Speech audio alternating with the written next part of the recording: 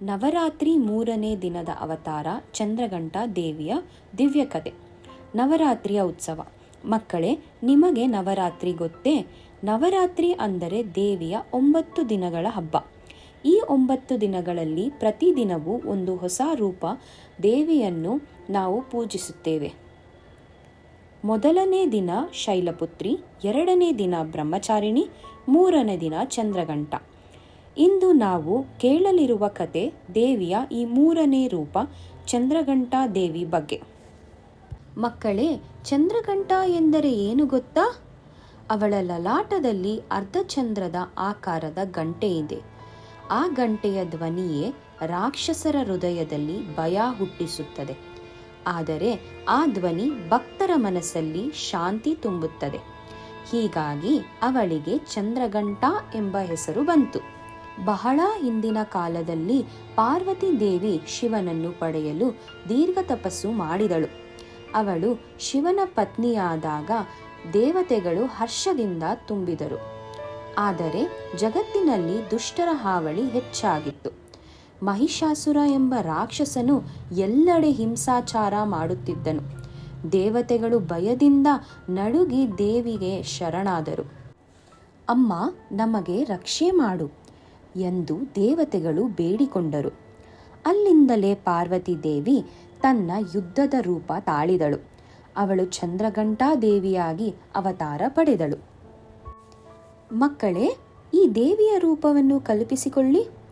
10 ಕೈಗಳಲ್ಲಿ ತ್ರಿಶೂಲ, ಬಾಣ, ಧನುಸ್ಸು, ಕಮಲ, ಗದೆಯಂತಹ ಶಸ್ತ್ರಾಸ್ತ್ರಗಳು, ಮಸ್ತಕದಲ್ಲಿ ಅರ್ಧಚಂದ್ರದ ಗಂಟೆ, ಸಿಂಹದ ಮೇಲೆ ಸವಾರಿ, ಮುಖದಲ್ಲಿ ದಿವ್ಯ ಕರುಣೆ. ಅವಳು ನೋಡಲು ಶೌರ್ಯಶಾಲಿ, ಆದರೆ ಹೃದಯದಲ್ಲಿ ತಾಯಿಯ ಮಮತೆ ತುಂಬಿದವಳು. ಆ ಸಮಯದಲ್ಲಿ ಮಹಿಷಾಸುರನ ಸೇನೆಯು ಭೂಮಿಯನ್ನೇ ನಡುಗಿಸುತ್ತಿತ್ತು. ಅವರು ಹಳ್ಳಿಗಳನ್ನು ಸುಟ್ಟು ಹಾಕಿ ಜನರ ಜೀವ ಹಿಂಸಿಸುತ್ತಿದ್ದರು. ನಿರಪರಾಧ ಮಕ್ಕಳನ್ನು ಅಳುತ್ತಿದ್ದರು. ಒಂದು ದಿನ ದೇವತೆಗಳು ಸೇರಿ ಹೀಗೆಂದರು: ಈ ರಾಕ್ಷಸರನ್ನು ತಡೆಯಲು ಕೇವಲ ದೇವಿಗೆ ಮಾತ್ರ ಸಾಧ್ಯ.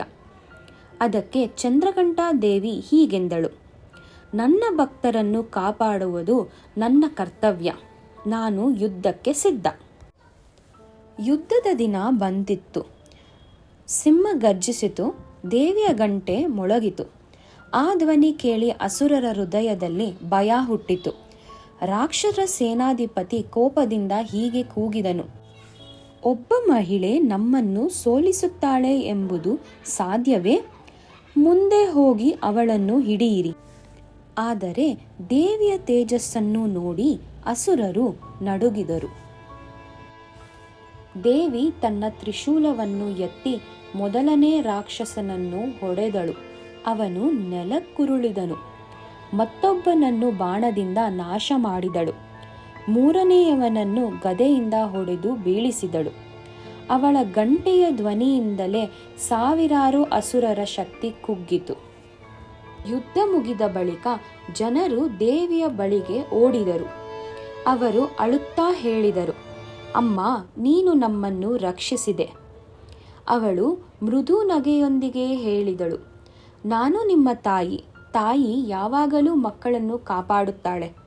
ಮಕ್ಕಳೇ, ಇದು ದೇವಿಯ ಕರುಣೆ. ಅವಳು ದುಷ್ಟರಿಗೆ ಭಯಂಕರ, ಆದರೆ ಭಕ್ತರಿಗೆ ಮಮತೆಯ ತಾಯಿ. ಚಂದ್ರಘಂಟಾ ದೇವಿಯ ಕತೆ ನಮಗೆ ಹಲವು ಪಾಠಗಳನ್ನು ಕಲಿಸುತ್ತದೆ. ಧೈರ್ಯ, ಕಷ್ಟ ಬಂದಾಗ ಹೆದರದೆ ಎದುರಿಸಬೇಕು.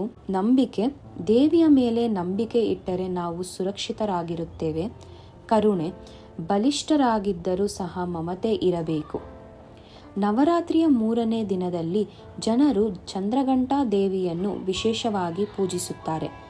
ಅವಳಿಗೆ ಬೆಳ್ಳಿಯ ಬಣ್ಣದ ಹೂವುಗಳು, ಹಣ್ಣುಗಳು, ದೀರ್ಘಾರಾಧನೆ ಅರ್ಪಿಸುತ್ತಾರೆ. ಅವಳನ್ನು ಸ್ಮರಿಸಿದರೆ ಮನಸ್ಸಿಗೆ ಶಾಂತಿ, ಜೀವನಕ್ಕೆ ಧೈರ್ಯ ದೊರಕುತ್ತದೆ.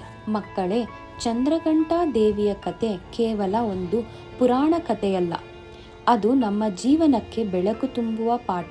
ಅವಳು ಹೇಳುವುದು: ಸತ್ಯದ ಮಾರ್ಗದಲ್ಲಿ ನಡೆಯಿರಿ, ಧೈರ್ಯದಿಂದಿರಿ, ಕರುಣೆಯಿಂದಿರಿ. ನನ್ನ ಮೇಲೆ ನಂಬಿಕೆ ಇಡಿ.